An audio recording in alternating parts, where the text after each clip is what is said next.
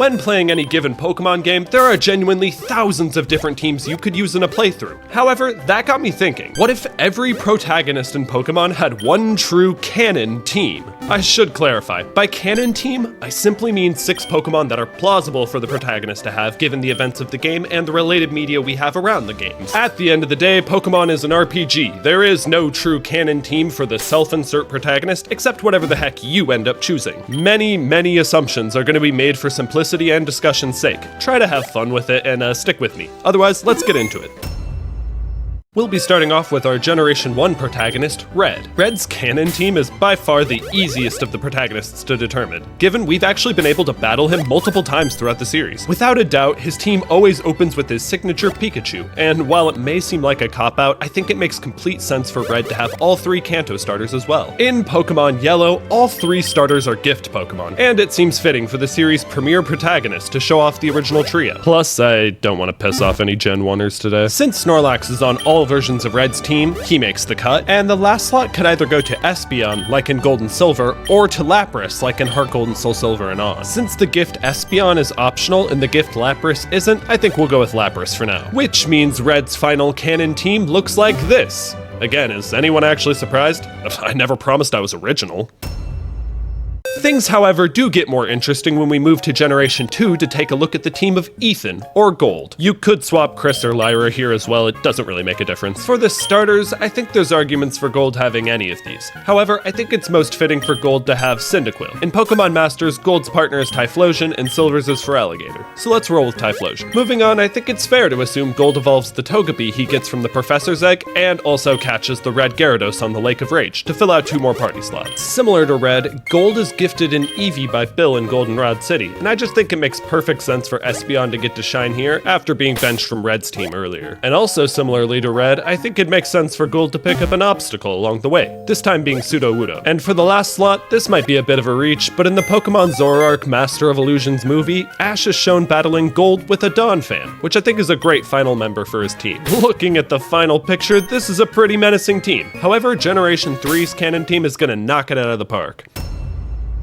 To determine the canon protagonist of Generation 3, we'll take a look at the Pokemon anime. May in the anime is the daughter of Norman, not Professor Birch, and therefore could be considered the canon protagonist of Generation 3. For her starter, I think we'll roll with Blaziken. It's her choice in the anime, and that's good enough for me. From here, though, we get to be a lot more creative. For the second member of her team, I think it makes sense for her to pick up a Slackoth in Petalburg. It is an excellent, interesting, rare Pokemon, and it would make sense given who her dad is. Another Pokemon May would pick up in Petalburg Woods is Beautifly. Not only is it the first Pokemon she catches in the anime, but it's also her contest ace. Speaking of contest representation, May certainly seems like the type of patient trainer to build a Phoebus into Milotic, which I think is the perfect fit for this team. The final 2 members of the team are actually going to be gifts from Stephen, being Beldum and, exclusively in Oros, either Latios or Latias. While I think it's ridiculous that a legendary is handed to you so early, I have a hard time believing May would pass up the opportunity to soar over Hoenn. So Latios is on the team. With our final members decided, this is what May's team looks like.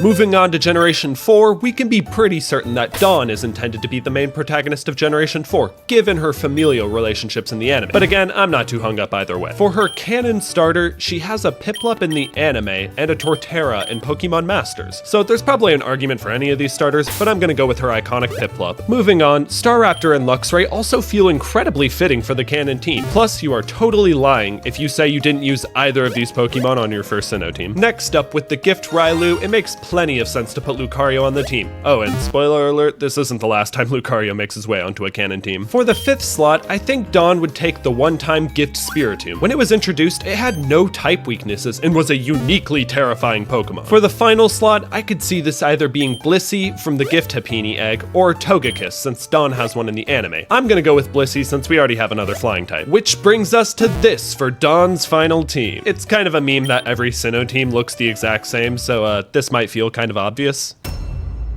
For Generation 5, you can take either Hilbert or Hilda for the canon protagonist. However, Pokemon Generations shows Hilbert with Zekrom, so for simplicity's sake, we'll just assume he's the canon protagonist and Pokemon White is therefore the canon story. Over in Pokemon Masters, we can find Hilbert with a Samurott, giving us an easy choice for his starter, which in turn gives me the perfect reason to add Simisear to his team. While I'm not particularly a fan of the monkeys, I want these teams to reflect the player experience, not necessarily my personal preferences. That doesn't stop those monkeys from deeply offending me with their faces. Moving on, I think Zoroark is another fitting member for the team. He's a gift Pokemon in all Generation 5 games, and his aura was unmatched when he was first revealed. I honestly thought he was a legendary or a mythical or something. Speaking of Pokemon I thought were legendaries, the next member of the team is going to be Volcarona. And on the note of static encounters, I think Darmanitan and a Zen mode also make a good fit for the team. As I mentioned earlier, Hilbert is shown with a Zekrom in Pokemon Generations. I also want to give him a Zekrom as this is the first game where catching the legendary was required to the story. This is also the reason why I didn't give a box legendary to any of the previous protagonists. With all that aside, this is what Hilbert's final team looks like.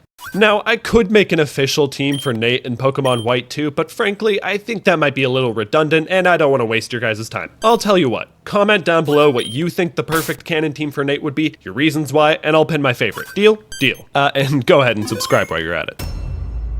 With that out of the way, we can move on to Generation 6 and the canon team for Serena. Generation 6 is unique in that we need to determine two different starters for Serena, as they heavily pander to Generation 1. Now hear me out. Callum is shown in Pokemon Generations to have Chestnut and Charizard. If Callum is properly Serena's rival, that means she would have chosen Fennekin, which perfectly lines up with her starter in the anime and her partner in Pokemon Masters. So Fennekin is the obvious choice, which means she probably would have either chosen Venusaur or Blastoise for her Kanto starter. Since the game gives you a Lapras down the line, it seems more fitting to choose Venusaur to round out these team types a little bit. Speaking of nostalgic gift Pokemon, the game hands you a Mega Lucario shortly before the third badge. Remember how I said we'd see Lucario again? Hello, my old friend. For her 5th slot, Meowstic. No further elaboration. For the last slot, I want to reflect the player experience a little bit more, so it feels fitting to put Sylvia on here, which brings us to this for Serena's final team. I like that it has callbacks to Red's team. I think it fits well for this game.